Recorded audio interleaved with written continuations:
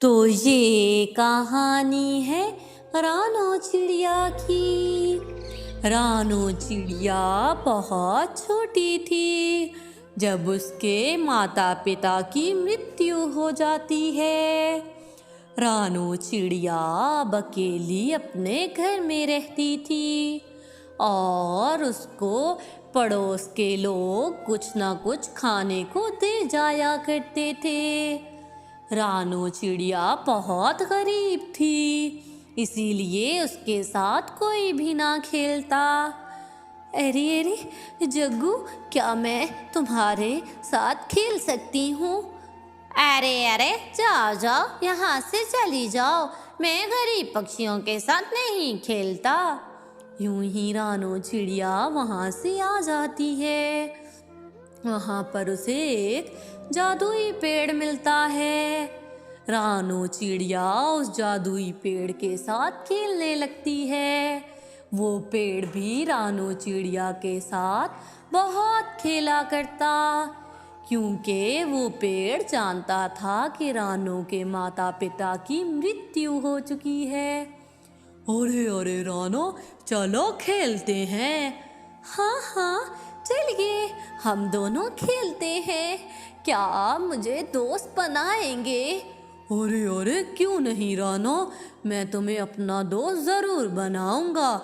मैं तुम्हारे माता पिता को जानता था, वो दोनों बहुत अच्छे थे। वो इस जंगल में लकड़ियाँ लेने आते थे। तुम फिक्र मत करो, आज से मैं तुम्हारा दोस्त हूँ। अरे अरे, क्या आप सच कह रहे हैं? आप मेरे साथ खेलेंगे?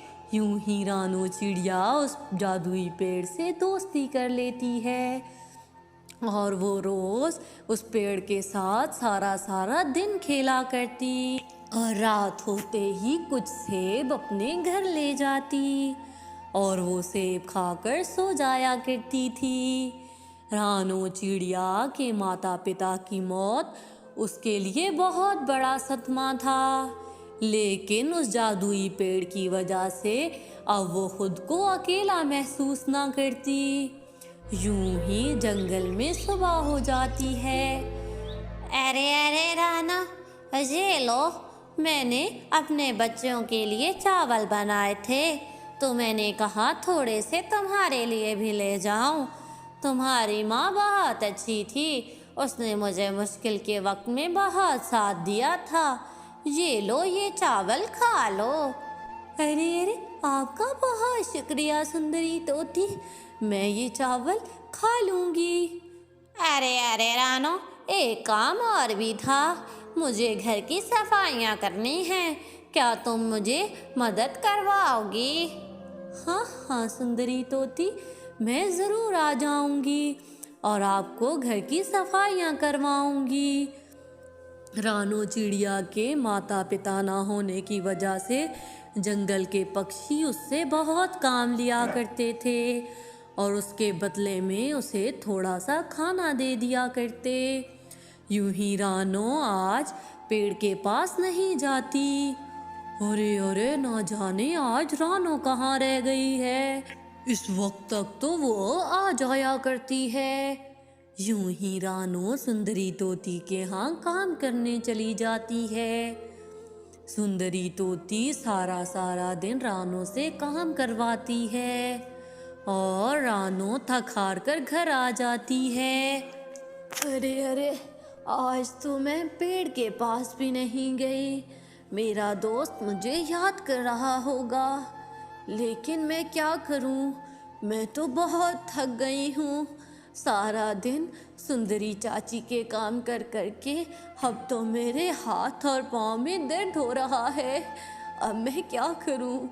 काश कि मेरी माँ जिंदा होती तो आज मेरे साथ ये सब ना हो रहा होता।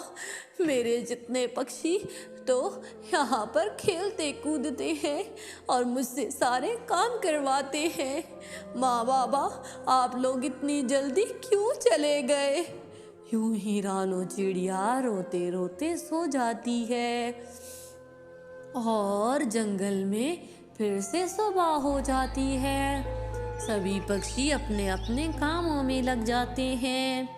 रानो चिड़िया आज सुबह सुबह ही अपने दोस्त से मिलने जाती है। अरे अरे रानो, तुम कल कहाँ थी? मैं कल तुम्हारा इंतज़ार करता रहा। अरे अरे, आप तो जानते हैं जंगल के पक्षी मुझसे काम करवाते हैं। कल मुझे सुंदरी चाची ले गई थी। अरे अरे रानो, तुम आज से जंगल के पक्षियों के काम नहीं करोगी। तुम्हें जो कुछ भी चाहिए होगा मैं तुम्हें दूंगा। चलो अब मिलकर खेलते हैं।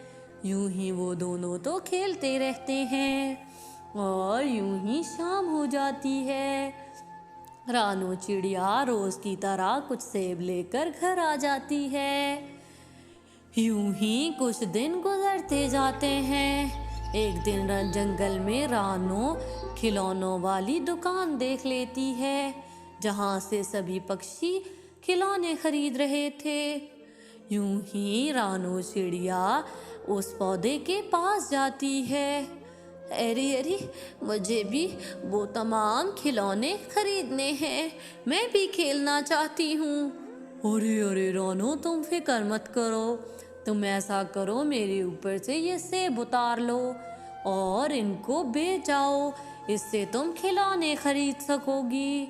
यूं ही रानो वो सारे फल उतार कर बेच आती है और उससे खिलौने खरीद लेती है।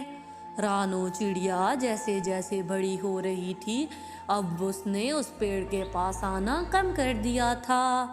वो पेड़ उसका इंतज़ार करता रहता और रानो ना आती, और वो पेड़ अब बहुत उदास रहने लगा था। एक दिन रानो चिड़िया वहाँ से गुजर रही थी। अरे अरे रानो, तुम यहाँ क्यों नहीं आती? मैं तुम्हारी राह देखता रहता हूँ। अरे अरे, अब मैं बड़ी हो गई हूँ, अब मैं पौधों से नहीं खेलती, मैं तो अब पक्षियों के साथ खेलती हूँ। मुझे अपने जैसे गरीब पक्षी मिल गए हैं, मैं अब आगे साथ नहीं खेलूँगी। ये सब सुनकर तो वो पेड़ परेशान हो जाता है और रानो चिड़िया वहाँ से चली जाती है। यूं ही कुछ समय बाद जंगल में बारिशें होने लगती हैं, जिनकी वजह से रानो का घर गिरकर टूट जाता है। रानो बहुत परेशान थी। अब रानो उस पेड़ के पास जाती है। अरे अरे पेड़ जी, मेरा तो घर टूट गया है, अब मैं क्या करूँगी? अरे अरे रानो, तुम परेशान मत हो। तुम ऐसा करो, ये मेरे ऊपर से लकड़ियाँ काट लो और इनसे घर बना लेना। रानो तो खुश हो जाती है और वो लकड़ियाँ ले जाकर घर बनाती है। रानो के आने से आज पेड़ बहुत खुश था।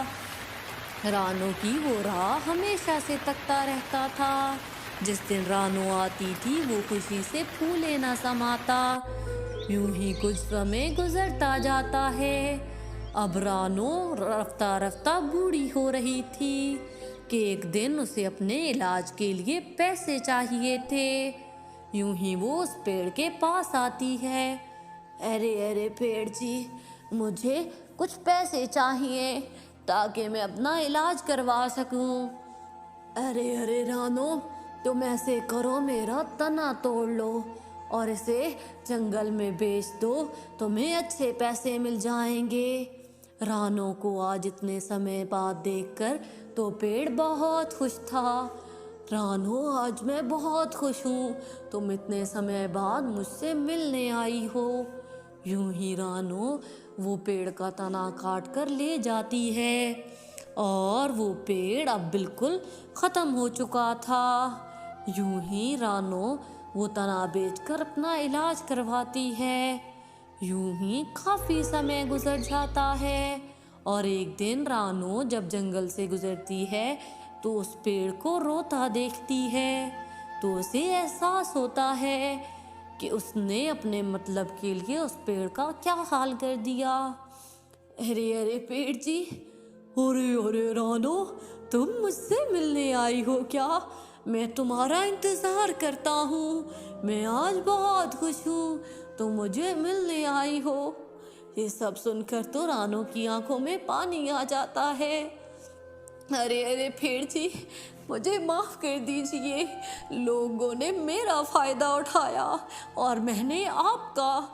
मैंने अपने फ़ायदे के चक्कर में कभी नहीं सोचा कि मैं आपकी ज़िंदगी से खेल रही हूँ।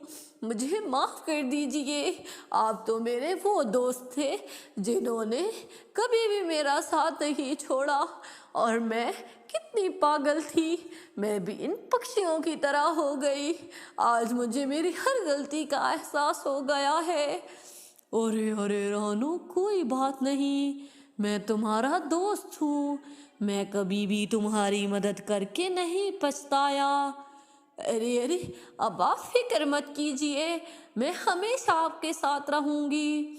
यूं ही रानो अब रोज लगातार उस पेड़ को पानी लगाया करती थी और उसकी देखभाल किया करती। सारा सारा दिन उस पेड़ के पास बैठती और उस पेड़ से खूब बातें किया करती। कुछ ही अरसे में वो पेड़ फिर से विशाल पेड़ बन गया था।